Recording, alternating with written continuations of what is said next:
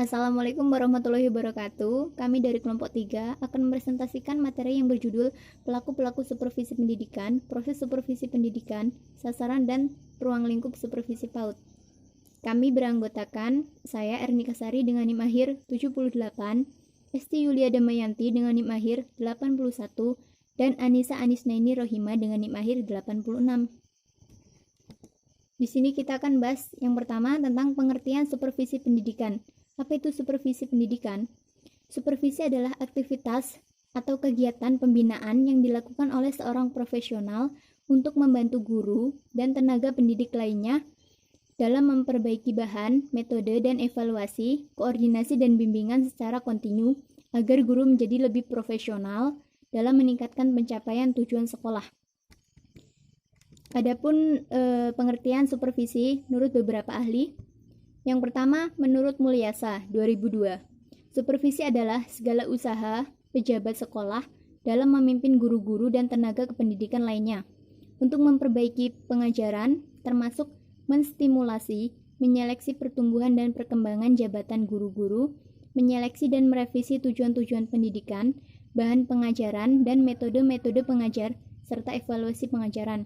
Sedangkan menurut Sagala 2009, supervisi adalah bantuan dan bimbingan profesional untuk guru dalam melaksanakan tugas instruksional guna memperbaiki hal belajar mengajar dengan melakukan stimulasi, koordinasi, dan bimbingan secara kontinu untuk meningkatkan pertumbuhan jabatan guru secara individual maupun kelompok. Sedangkan menurut Bafadal 2005, supervisi adalah suatu layanan profesional berbentuk pemberian bantuan kepada personel dalam meningkatkan kemampuannya sehingga lebih mampu mempertahankan dan melakukan perubahan penyelenggaraan sekolah dalam rangka meningkatkan pencapaian tujuan sekolah. Sedangkan menurut Manulang 2005, supervisi merupakan proses untuk menerapkan pekerjaan apa yang sudah dilaksanakan, menilainya, dan bila perlu mengoreksinya dengan maksud supaya pelaksanaan pekerjaan sesuai dengan rencana semula. Supervisi merupakan usaha memberi layanan agar guru menjadi lebih profesional dalam menjalankan tugas melayani peserta didik.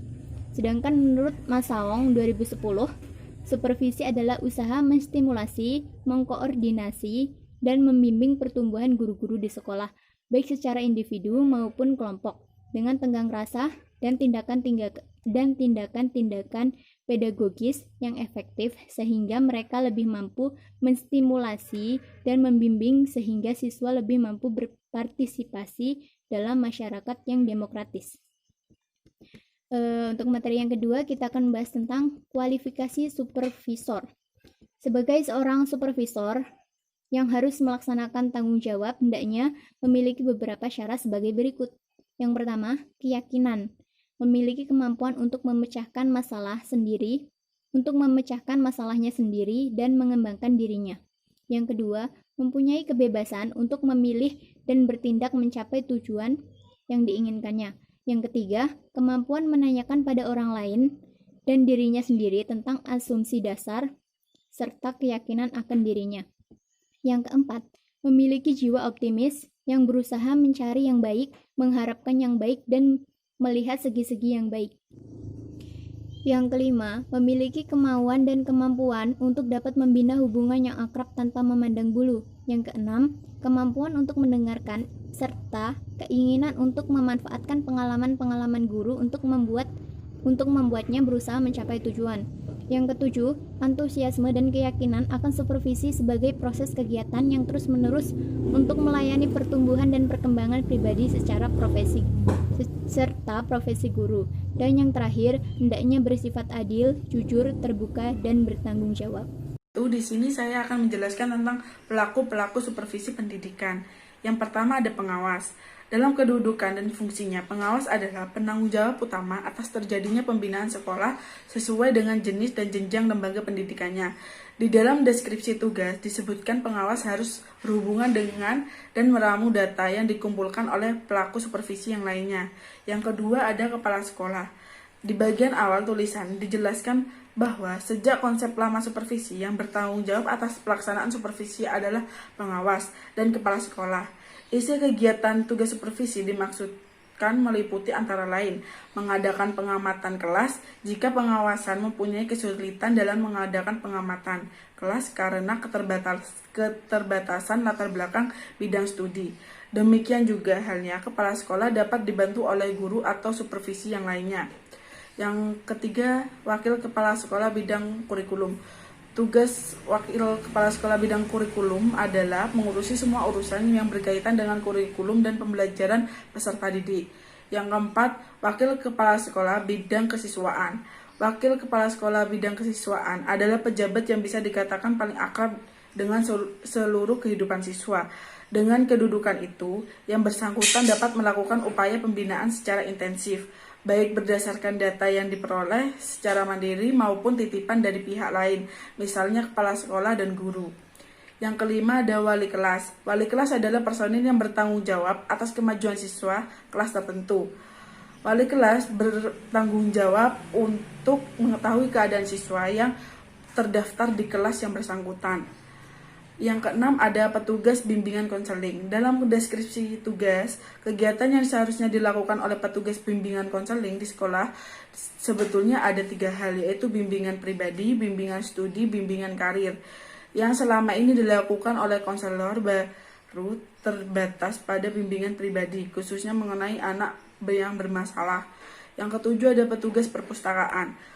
Petugas perpustakaan sebagai orang yang telah ditunjuk dan diserahi tanggung jawab pengelola perpustakaan dapat membantu peningkatan prestasi siswa maupun pemanfaatan bahan koleksi perpustakaan. Yang selanjutnya saya akan menjelaskan tentang proses supervisi pendidikan. Supervisi tidaklah merupakan suatu kegiatan tunggal, akan tetapi merupakan serangkaian kegiatan yang prosesnya berjalan secara sistematis, terencana, teratur, dan kontinu. Untuk tercapainya tujuan yang diinginkan tersebut dalam pelaksanaan tidak bisa terlepas dari proses inspeksi, walaupun kita tidak bisa bersedia menerima inspeksi sebagai supervisi. Tetapi pada hakikatnya proses supervisi berjalan di atas dasar inspeksi. Inspeksi itu sendiri yaitu pemeriksaan yang melibatkan tes dan pengukuran yang dilakukan berdasarkan karakteristik tertentu yang sehubungan dengan objek inspeksi. Inspeksi dilakukan untuk memeriksa objek, untuk memastikan bahwa objek memenuhi standar tertentu. Saat inspeksi dilakukan, perlu dipastikan bahwa tidak ada yang salah ataupun melanggar hukum. Inspeksi bisa dilakukan kepada produk yang akan dipasarkan, atau yang lainnya. Dalam proses supervisi dibagi menjadi 2 bagian. Yang pertama yaitu proses supervisi berdasarkan inspeksi. Pelaksanaan kegiatan supervisi, prosesnya dapat dimulai dengan mengadakan inspeksi terlebih dahulu untuk mengumpulkan berbagai data dengan ukuran yang telah ditentukan dan kemudian menyusun suatu kesimpulan sebagai suatu permasalahan. Yang kedua yaitu supervisi tidak didasarkan inspeksi. Supervisi merupakan suatu usaha pembinaan kemampuan guru agar dapat berkembang dalam jabatannya, cenderung demokratis. Oleh karena itu, apabila dimulai proses supervisi dengan melalui persetujuan dan kerjasama yang akan disupervisi sebelumnya, tanpa diawali dengan kegiatan pemeriksaan terlebih dahulu, maka proses supervisi ini tidak didasarkan atas inspeksi. Kemudian, sasaran dan lingkup supervisi PAUD. Sasaran dalam supervisi yang pertama yaitu mengembangkan kurikulum yang sedang dilaksanakan di sekolah. Kedua, meningkatkan proses pembelajaran. Yang ketiga, mengembangkan seluruh staf di sekolah. Sasaran supervisi ditinjau menjadi 3 kategori, yaitu yang pertama, supervisi akademik, yang kedua, supervisi administrasi, yang ketiga, supervisi lembaga. Berikut penjelasan mengenai ketiga kategori supervisi. Yang pertama, supervisi akademik. Supervisi akademik menitik beratkan pada pengalaman supervisor pada masalah-masalah akademik, yaitu hal-hal yang langsung berada dalam lingkungan pembelajaran pada waktu siswa sedang mempelajari sesuatu. Kemudian yang kedua, supervisi administrasi. Supervisi administrasi menitik beratkan pengalaman supervisor pada aspek-aspek administrasi yang berfungsi sebagai pendukung dan pelancar terlaksananya pembelajaran. Kemudian yang ketiga, supervisi lembaga yang menebarkan atau menyebarkan objek pengamatan supervisor pada aspek-aspek yang berada di lingkungan sekolah atau kinerja sekolah secara keseluruhan. Sekian dari kelompok kami, kurang lebihnya mohon maaf. Assalamualaikum warahmatullahi wabarakatuh.